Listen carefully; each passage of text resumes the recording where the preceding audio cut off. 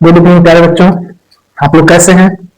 उम्मीद करते हैं कि आप लोग अच्छे होंगे और अच्छे से पढ़ाई कर रहे होंगे।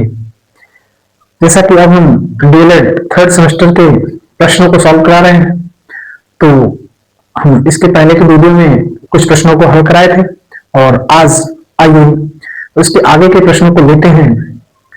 और बस इतना कहना चाहेंगे कि अगर आप लोगों को पढ़ना अच्छा लग रहा है तो प्लीज आप लोग वीडियो को और लोगों तक शेयर करिए, लाइक करिए और कमेंट में जरूर बताइए कि आपको कैसा फील हो रहा है पढ़ के, कैसा लग रहा है पढ़ के।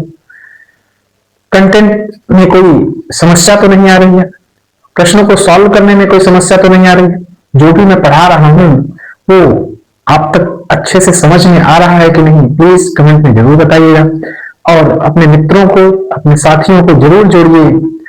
और अगर आप लोगों का साथ मिला तो प्लीज हम यह जरूर निश्चित रूप से कह सकते हैं कि हम live class time to time आप लोगों के लिए एक बैच स्टार्ट कर सकते हैं और करेंगे जो आप लोगों के लिए उपयोगी होगा और आप लाइव क्लास में भी पढ़ सकेंगे।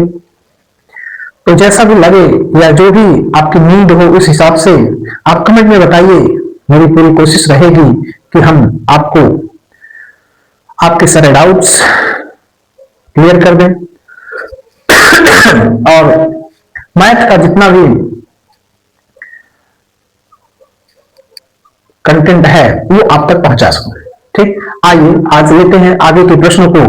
तो आगे का प्रश्न यह है कि x square plus x plus 1/4 का गुणनखंड कीजिए। आज का पहला प्रश्न है कि x square plus x plus 1/4 x square plus x plus 1/4 का गुणनखंड कीजिए। ठीक, तो बहुत ही आसान सा है प्रश्न, x square plus x plus 1/4। देखिए, अगर आप लोग पीछे थोड़ा भी फैक्टर पढ़े होंगे तो फैक्टर का रूल यह है कि मध्य पद को आप दो भागों में तोड़ते हैं और जो दो भागों में तोड़ते हैं तो उसको जोड़ने या घटाने पर वही मध्य पद आना चाहिए, फिर उन दोनों का आपस में गुणा करने पर अंतिम पद आना चाहिए। ऐसा फैक्टर का नियम होता है। तो एक्स स्क्वायर प्लस, अब देखिए यहां एक है तो एक को आप 1/2 प्लस 1/2 कर दीजिए, मतलब आधा प्लस आधा, तो आधा और आधा जोड़ेंगे तो एक हो जाएगा, लेकिन अगर गुणा कराएंगे तो एक ही करना नहीं और 2 गुना 4, आपका गुणनफल 1/4 हो जाएगा और प्लस 1/4। और आगे हल करते हैं, इसका यहां गुणा कराएंगे तो x/2 प्लस x/2 प्लस 1/4। और आगे बढ़ते हैं, अब x कॉमन कर लेंगे तो x प्लस 1/2 हो जाएगा और यहाँ पर प्लस 1/2 कॉमन कर देंगे तब x प्लस 1/2 हो जाएगा। और आगे बढ़ते हैं, x प्लस 1/2 और अगले ब्रैकेट में x प्लस 1/2, दोनों ब्रैकेट में सेम हो गया तो x प्लस 1/2 का वर्ग, ये आंसर हो जाएगा। इसको एक तरीके से और लगा सकते हैं। आइए दूसरा तरीका देखते हैं। दूसरा तरीका क्या कहता है, x square plus x plus 1/4। देखिए ध्यान से समझिएगा, फार्मूला बेस एक्स का वर्ग प्लस इसको लिख सकते हो 1/2 का वर्ग। ठीक, देखो ए स्क्वायर प्लस बी स्क्वायर और फिर होता है प्लस 2ab, तो प्लस 2 इंटू ए और इंटू बी, इस 2 से यह 2 कट जा रहा है तो एक्स बच रहा है तो कोई प्रभाव नहीं पड़ेगा। अब यह बन गया आपका A square plus 2ab plus B square, तो हम लोग इसको लिख सकते हैं एक्स प्लस 1/2 का वर्ग। तो एक तरीका यह भी है, आपको जैसा भी समझ में आया हो कमेंट में जरूर बताइएगा। आइए लेते हैं अगला प्रश्न। कह रहा है कि 2, 3, x का समांतर माध्य 3 है तो x का मान निकालिए। 2, 3 और x, इसको मिटा दे रहे हैं।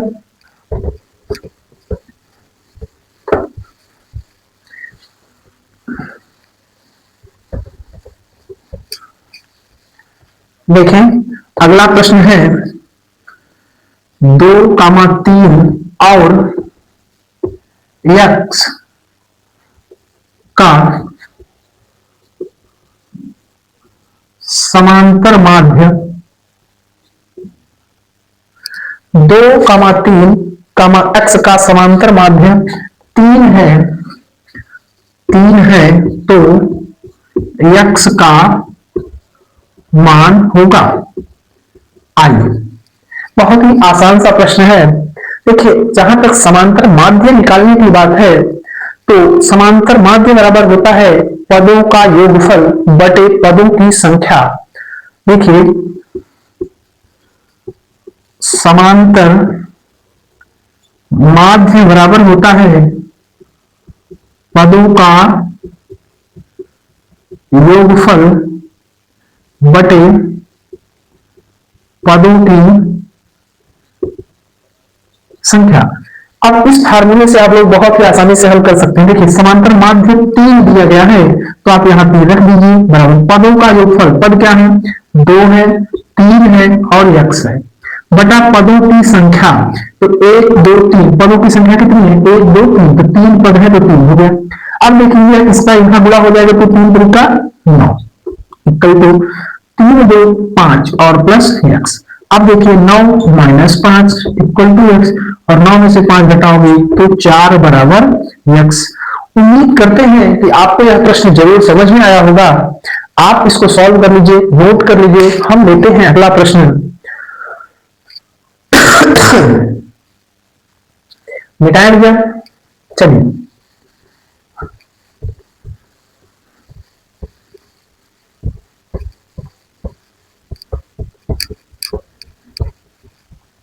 अगला प्रश्न संख्या 3 क्या है? कह रहा है कि 2 बटा एक्स माइनस 1 और प्लस 3 बटा 1 माइनस एक्स का मान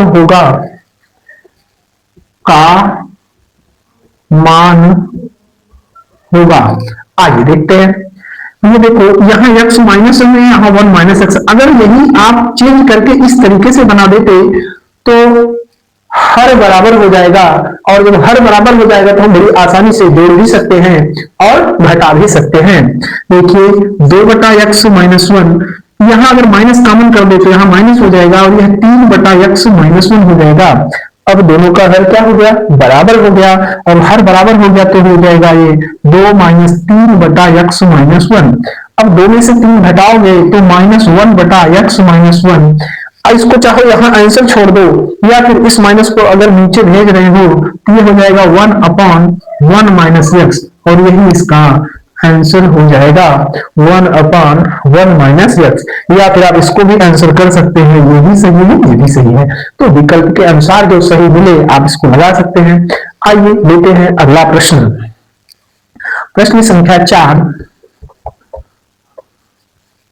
ठीक, इसको नोट कर लीजिए। चलिए देखते हैं प्रश्न संख्या 4 क्या कहता है।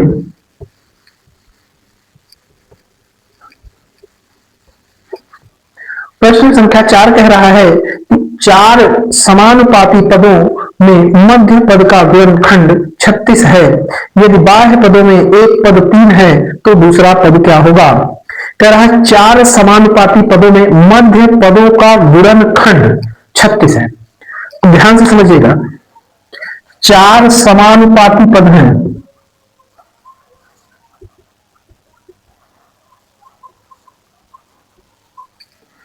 क्या कह रहा है कि 4 समानुपाती पदों में, प्रश्न लिख दे पहले, 4 समानुपाती पदों में, 4 समानुपाती पदों में मध्य पदों का गुणनखंड 36 है। मध्य पदों का गुणनखंड 36 है। मध्य पदों का गुणनखंड क्या है? 36 है। यदि बाह्य पदों में एक पद 3 है, यदि बाह्य पदों में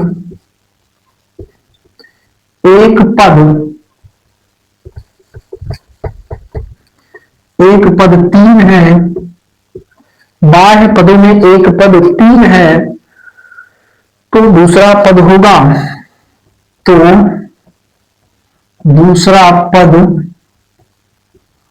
होगा, ध्यान से समझिए। यहां पर हमें जो समझ आ रहा है कि गुणनखंड के बजाय गुणनफल होना चाहिए। क्या होना चाहिए? गुणनफल हम बना देते हैं। तो अब देखिए, जैसे चार समानुपाती पद हैं, मतलब ए अनुपात बी अनुपात सी अनुपात बी, और फिर कह रहा है मध्य पदों का गुणनफल।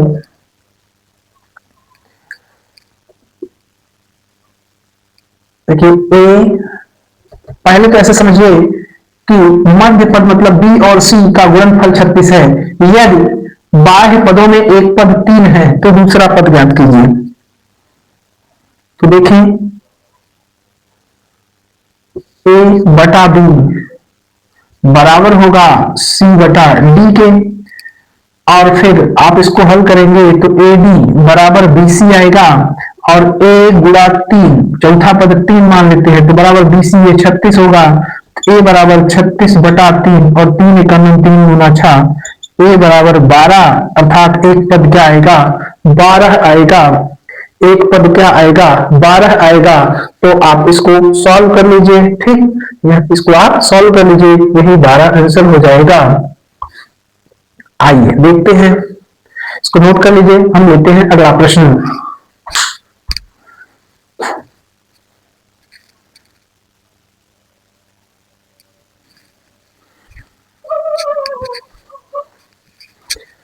देखिए प्यारे बच्चों, अगला प्रश्न है कि 3/4 की पावर 2 गुणा 3/4 की पावर 10 भाग 3/4 की पावर 8 दिया गया है और इसका मान निकालना है। तो बहुत ही आसान सा प्रश्न है, आइए देखते हैं। 3/4 की पावर 2 गुणा 3/4 की पावर 10। अब यहाँ भाग है, तो अगर भाग को गुणे में चेंज कर देना है तो अंश का हर बना दीजिए, और हर का अंश, मतलब यह 3/4 है, इसको 4/3 कर दीजिए, यहाँ गुणा हो जाएगा। अब देखिए सब गुणे में हो गया, और जब सब गुणे में हो गया तो आप देखिए कि इसका अलग अलग लिखेंगे तो 3 की पावर 8 है, और यहाँ 3 की पावर 10 बनेगा, यहाँ 3 की पावर 2, अर्थात 3 की पावर 10 2 12 बनेगा, और नीचे में 3 की पावर 8। चाहे तो पूरा लिखकर काटें।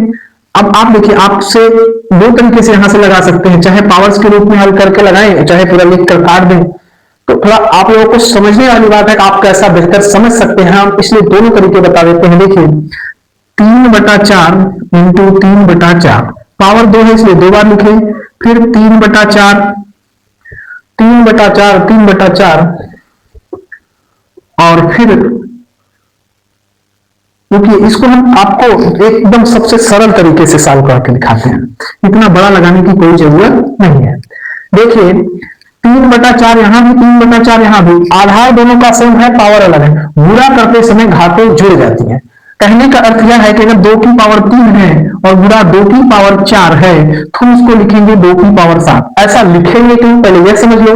2 की पावर 3 का मतलब 2 गुणा 2 गुणा 2, गुणा 2 की पावर 4 का मतलब 2 गुणा 2 गुणा 2 गुणा 2।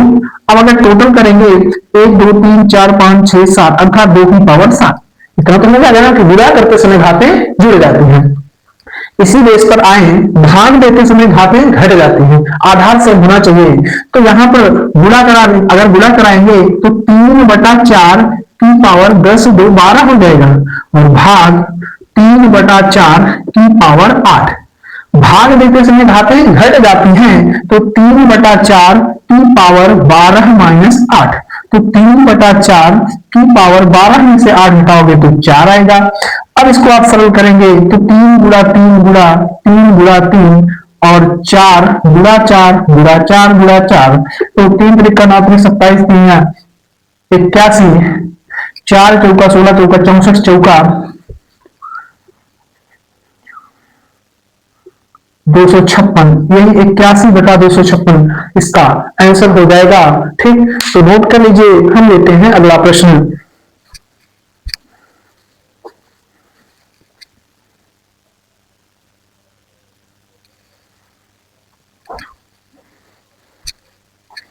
देखिए अगले प्रश्न में कुछ सिंबल्स दिए गए हैं और उन सिंबल्स को पहचानना है, कुछ प्रतीक चिन्हों को पहचानना है। तो हम कई सारे प्रतीक चिन्हों को आपसे अवगत करा देते हैं। जैसे अगर इस तरीके से कोई सिंबल बना है 4 बिंदुओं का, तो यह होता है समानुपात। क्या होता है? समानुपात। क्या होता है? समानुपात। और अगर 2 बिंदु बना हो तो यह होता है अनुपात। क्या होता है? अनुपात। फिर अगर ऐसा कोई चिन्ह बना हो तो यह क्या होता है? यह बराबर का चिन्ह होता है। क्या होता है? बराबर का चिन्ह होता है। और ऐसा कोई चिन्ह बना है तो प्रश्नवाचक चिन्ह होता है। प्रश्नवाचक प्रश्नवाचक चिन्ह होता है। और फिर ऐसा कोई सिंबल बना है तो यह सिग्मा है, सिग्मा बोला जाता है। और इसका अर्थ है जोड़। इसका अर्थ है जोड़। और ऐसा कोई सिंबल है तो इसका अर्थ यह थीटा है, थीटा बोला जाता है। और यह कोण को दर्शाता है। क्या दर्शाता है? कोण को दर्शाता है। तो ये कुछ सिंबल्स हैं जिन्हें आपको पहचानना था।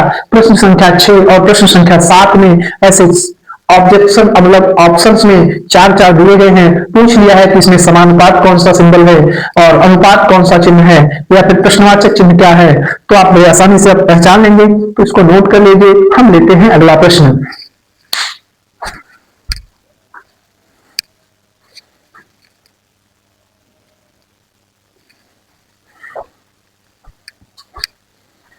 देखिए प्यारे बच्चों, अगला प्रश्न है कि दो संख्याओं का अनुपात 8:5 है। यदि छोटी संख्या 12.5 है तो बड़ी संख्या ज्ञात कीजिए।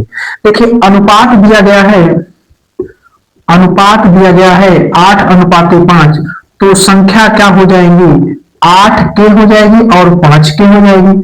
यह बड़ी संख्या हो गई, यह छोटी हो गई। तो प्रश्नानुसार छोटी संख्या 12.5 है, अर्थात 5 के बराबर 12.5, तो के बराबर 12.5/5। ठीक, दशमलव हटाएंगे तो 0। 5 गुना 10, 5 पचे 25 और 5 दहना 50, और इसको काटेंगे तो 2.5, अर्थात के का मान आ गया 2.5। और जब के का मान आ गया तो बड़ी संख्या बराबर 8 गुणा 2.5, 8 पंचे 40 की 0, हासिल लगा 4, 8 दूनी 16, 4 20। तो एक अंक के बाद दशमलव आ जाएगा तो आपका आंसर 20 आएगा। तो बड़ी संख्या बराबर 20। उम्मीद करते हैं कि आपको समझ आया होगा। नोट कर लीजिए। हम लेते हैं अगला प्रश्न।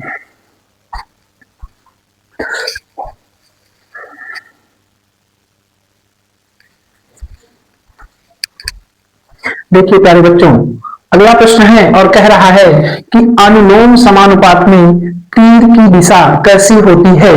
तो अनुलोम समानुपात में तीर की दिशा नीचे की ओर होती है। कैसी होती है? नीचे की ओर होती है, अर्थात आप ऐसा सिंबल भी बना सकते हैं। प्रतिलोम अनुपात में तीर की दिशा कैसी होती है? तो इसमें भी नीचे की ओर होती है।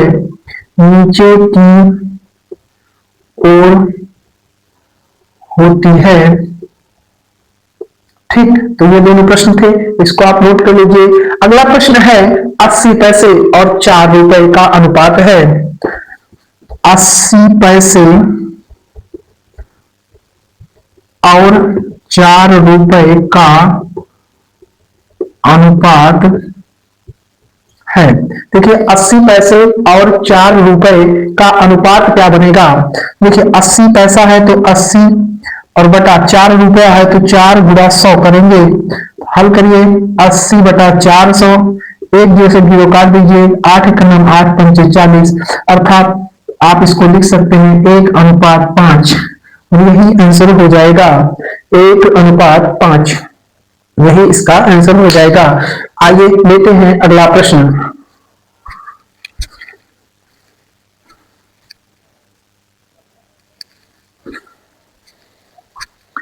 हाँ देखिए, अगला प्रश्न है 500 मीटर और 5 किमी का अनुपात होगा। तो बहुत ही आसान सा है। पहले तो ये जाने कि 1 किलोमीटर बराबर कितने मीटर के?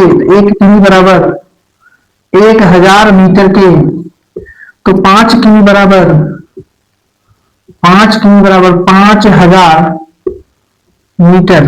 ठीक, अब आइए अनुपात में लिखते हैं। तो 500 मीटर, अनुपात मतलब भिन्न बनाना, तो अब 500 मीटर बटा बटा 5000 मीटर, और हल करिए, 2 जीरो से 2 जीरो काटेंगे, 5 एकम 5 धनमा 50, अर्थात 1/10 या फिर 1:10, यही आंसर हो जाएगा। बहुत ही आसान भाषा में हम आपको समझाने का प्रयास कर रहे हैं और उम्मीद करते हैं कि आप लोगों को अच्छा समझ में आ रहा होगा। प्लीज आप अपने मित्रों को, जो पढ़ने वाले लोग हैं, जो पढ़ने वाले बच्चे हैं, उनको जरूर शेयर करिए ताकि वो भी इसका लाभ उठा पाए। ठीक, और आप इसको अच्छे से पढ़िए, जैसा भी लगे कमेंट में बताइएगा। Okay, thank you.